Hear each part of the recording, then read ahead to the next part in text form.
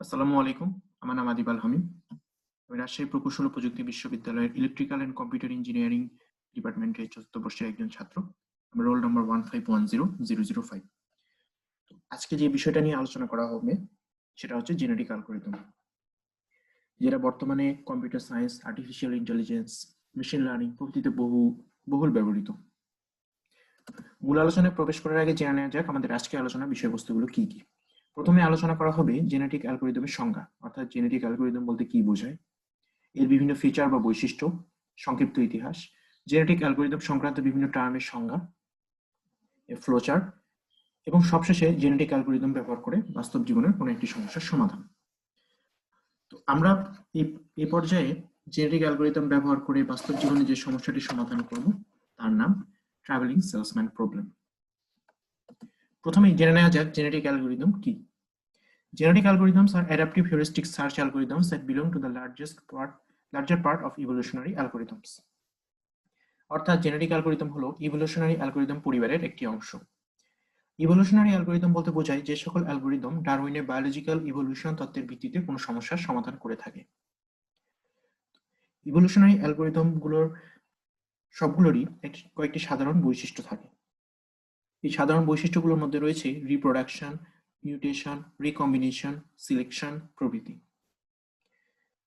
সহজ ভাষায় বলা যায় জেনেটিক অ্যালগরিদম কোনো সমস্যার সমাধানে ডারউইনের সার্ভাইভাল অফ দ্য ফিটেস্ট নীতি অনুসরণ করে থাকে। এই নীতি অনুসারে যে সকল স্পিসিস বা প্রজাতি পরিবেশগত পরিবর্তনের সাথে খাপ খাওয়াতে পারে শুধুমাত্র তারাই টিকে থাকে এবং তাদের থেকেই পরবর্তী প্রজন্ম পাওয়া যায়।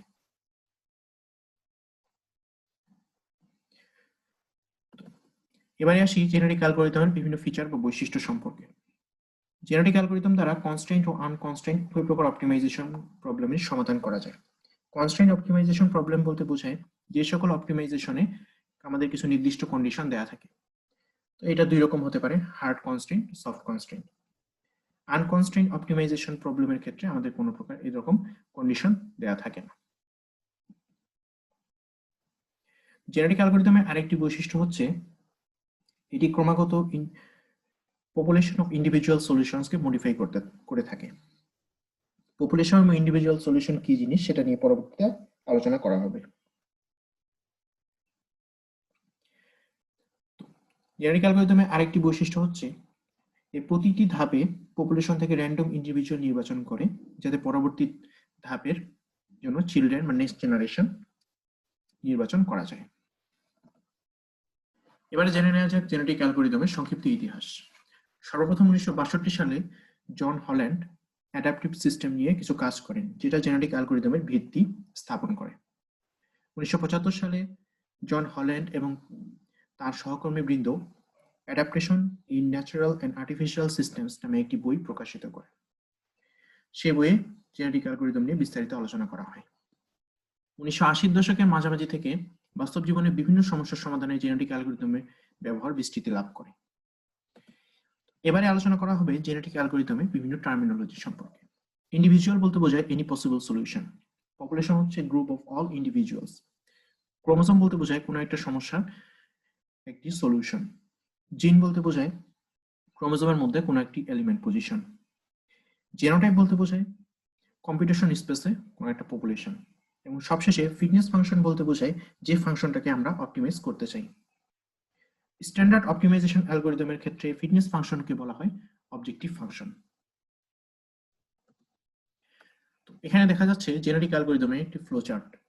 প্রথমে আমাদের কাজ হচ্ছে পপুলেশন ইনিশিয়ালাইজেশন করা, এরপরে আমাদের কাজ হচ্ছে ফিটনেস ফাংশনকে ক্যালকুলেশন করা, তারপরে আমাদের কাজ ক্রসওভার, এরপরে মিউটেশন, তারপর সার্ভাইভাল সিলেকশন এবং সবশেষে যদি আমরা এখান থেকে বেস্ট যে স্পিসিস সেটা পেয়ে যাই তাহলে টার্মিনেট করা। যতক্ষণ না আমরা বেস্ট অপটিমাইজেশন করতে পারছি ততক্ষণ পর্যন্ত লুপ চালানো লাগবে।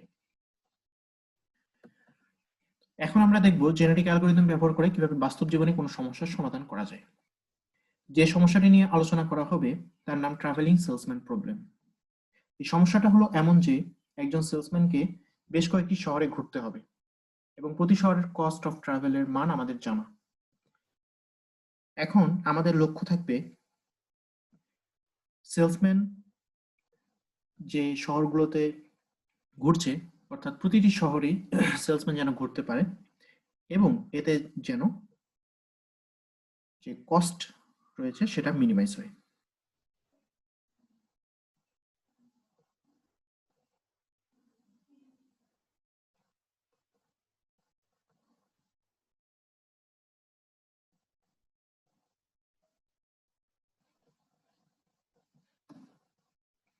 তো এখন আমরা দেখি এটা কিভাবে সমাধান করা যায়।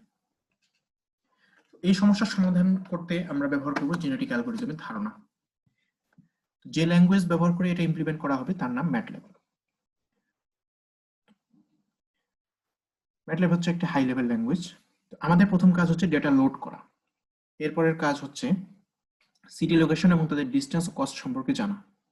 এরপর আমাদের কাজ পপুলেশন সাইজে সেল অ্যারে ক্রিয়েট করা, ফিটনেস ফাংশনকে ডিক্লেয়ার করা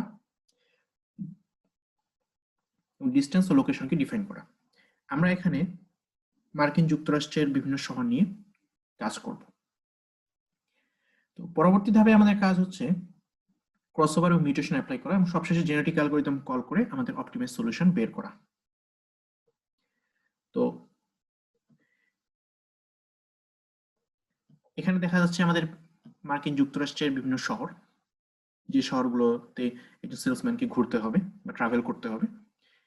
তো আমাদের কাজ হচ্ছে এই শহরগুলোর মধ্যে সবচেয়ে এমনভাবে সেলসম্যানকে ঘোরানোর ব্যবস্থা করা যাতে কস্টটা মিনিমাম হয়।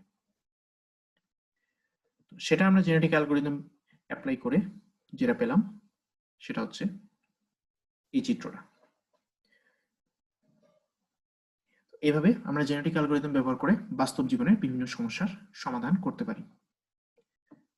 তো আজ এই পর্যন্তই। ধন্যবাদ সকলকে। আসসালামু আলাইকুম ওয়া রাহমাতুল্লাহ।